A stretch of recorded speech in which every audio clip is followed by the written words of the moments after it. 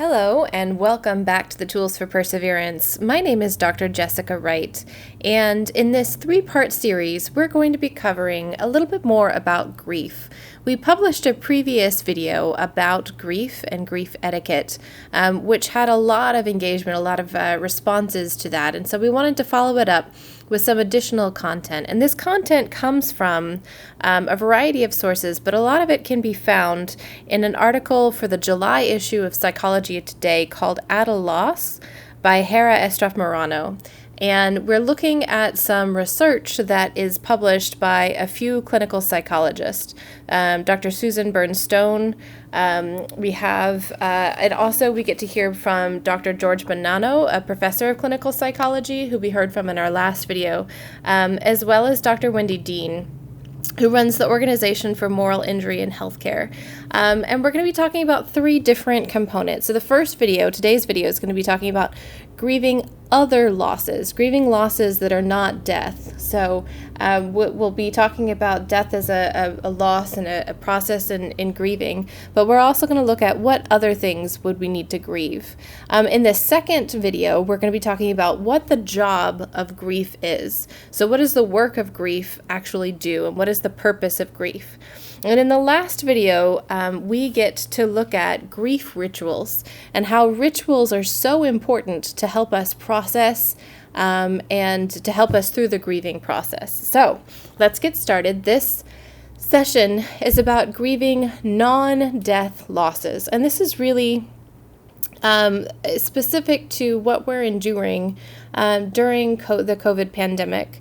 We have a lot of losses that we have experienced in the past several weeks and several months, and we're going to talk through what those look like. So the way that we oriented this is those losses that are abstract and those that are concrete. So abstract losses might look like things like certainty, not knowing what's going to come in the next few weeks, not understanding what will happen. Those of us with school-age children, there's a loss of certainty about what the school year is going to look like. Whereas usually this time of year, we could be buying school clothes and making sure that we're ready to get our kids ready to meet the teacher and have those open houses and some of those other rituals that normally happen every year. We are now at a place where we've lost a lot of certainty.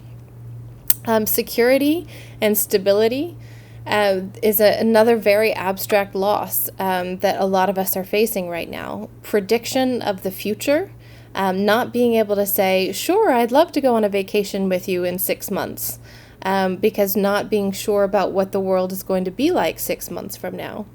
And then a loss of identity. And you'll see this sort of played together with one of the concrete losses, which is a loss of a job. And there's definitely a parallel in certain cultures more than others, and the United States is one of those cultures in which the work that you do is tied in a lot of times with the identity of who you are. If you are a lawyer, then that's part of who you are, and the work that you do is tied in with part of who you are. If you're an accountant, that's part of who you are. If you're an engineer, that's part of who you are. If you're a nurse or a pharmacist, that's part of who you are. And a lot of people in our city of Houston have lost their job. And for a lot of people, that means losing a part of their identity. And so we are, experiencing both the concrete loss of the job as well as, these more abstract losses like security or stability, as well as identity. So another concrete loss is ritual or routine. There are certain touch points that each of us have throughout the year that help us understand what time of year it is and what season we are in. There are regular things that maybe there are things that we do collectively. As a society in the United States, we might celebrate the 4th of July, or, it's about back to school season, or it's, time for Halloween. These different seasons are coming up. But beyond that, you might have individual or personal rituals. So for me, there are a few times a year when my church will get together and all go camping.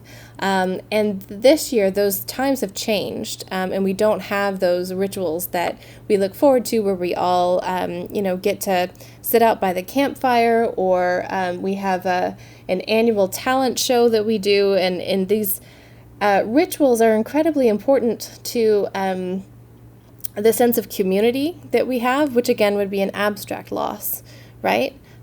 So we have these concrete losses, including the physical closeness of friends and family.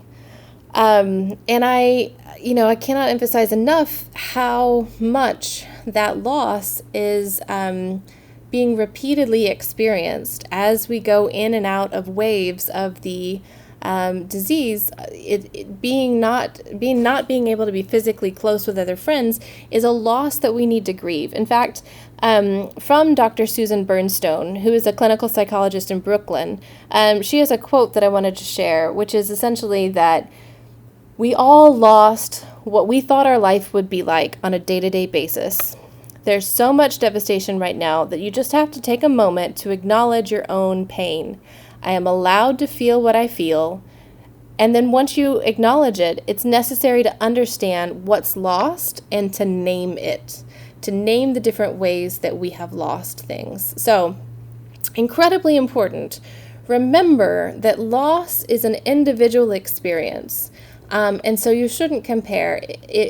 And one of the great examples that was given in this article was, if I live alone and then every day on my commute on public transportation, I see the same people and we sit together on the train or we sit together on the bus, and that's a time of socialization that I look forward to every day. And then we all ride the bus or the train home together, and having that sort of sense of community, it might be one of my only socializations. The loss of a commute, even if I can do my job from home, the loss of a commute where I get to see people that I know is going to be a loss that I have to grieve. In the same way, one of my favorite parts of going to work is walking down the hallways at Houston Methodist, seeing different people, having hallway conversations about, I'll see a physician who says, I need to have you come, teach my residents this class, or I'll see another person that I don't actually get a chance to work with very often. We'll just pass each other in the hallway and have a moment. And I think all of us are feeling that loss of having those sort of impromptu, informal conversations. That is another loss that we have to grieve. So really important. We talked about comparative suffering last time. So not only is it not helpful to compare my loss to yours, but it's also unhelpful to ignore the loss or to stuff it or to dismiss it. So even if you're not experiencing a death, which unfortunately there are more and more people that have someone they know or someone that's in their circle that has been gravely ill or who has passed away, even if you're not experiencing one of those deaths, experiencing one of these abstract losses that we're talking about, or a concrete loss, if you do not acknowledge it, if you ignore it, or the idea of stuffing it down, right? That you then have you're then risking the idea of changing your pain into suffering. And so there's a really interesting quote that I wanted to share that was from the Japanese writer Hakuri Mukamari. Puts it like this: pain is inevitable, suffering is optional. So what is the difference between pain and suffering? Well, the idea is that pain is the unavoidable signal of distress that our body is giving us. And then it's really, really important. Suffering, on the other hand, is the psychological product of the existential meaning that we're trying to give the experience of pain. And so it's our thinking about pain. So pain is the thing that we feel, and suffering is our thinking about the pain. It's like a psychological prison of the experience of pain. So the idea becoming pain is unavoidable, but suffering is not. And one of the things that happens, as we talked about before, our emotions are chemical signals that are being sent from a primitive part of our brain to the other parts of our brain. our conscious awareness. And because of that, if we try to ignore them or dismiss them, our primitive brain continues to send stronger and stronger and stronger signals until we recognize it. And so it's really, really important that we acknowledge the pain that we're in and not dismiss it, so that we can move through it, so that we can go beyond it, so that all these losses won't dictate our behavior. So that's the other thing, is that if there is something that you are dealing with that you do not address, what it will do is it will become a part of the unconscious control of your behavior, in that it will be making some of the choices for you. And so the idea that we're going to talk about in the next video is actually about what is the purpose of sadness in our grief. So what is the purpose of the feeling, the extreme sadness that we feel when we grieve? And there is a biological and psychological purpose to that sadness. It has a role in the job of grief, and we're going to talk about that in the next video. But when we're thinking of these non-death events that we need to grieve, the abstract losses, the concrete losses, some of the best advice from any of the clinical psychologists that I've read about is to make a loss inventory. So to spend time thinking about and writing down the things that have been lost over the past few months. And this is not a one-time event where you write some things down and then you are good to go for the next 6 months. This might be something that you have to do on a regular basis, is to write down things that you have lost. Interestingly, some of the brain chemistry behind when you write things, if you write down an experience, or if you're making a list of things that you have lost, your brain goes through the process of grieving those things by acknowledging it. Your brain, like we talked about, is like an association engine. It's always looking for different associations. And by writing the things that have been lost, your brain sort of highlights those particular things. They light up. And then you're able to acknowledge and make a note that those things have been lost. And so it's really, really valuable exercise. So I challenge you at the end, this is the end of this video, to talk through your loss inventory with someone that you care about, or just to make the loss inventory for yourself. Just to have a moment where you acknowledge things that have been lost, either those abstract things or those concrete things that have been lost in the past few weeks and months, and that you need to deal with, and that they are a part of what it is that you are working through.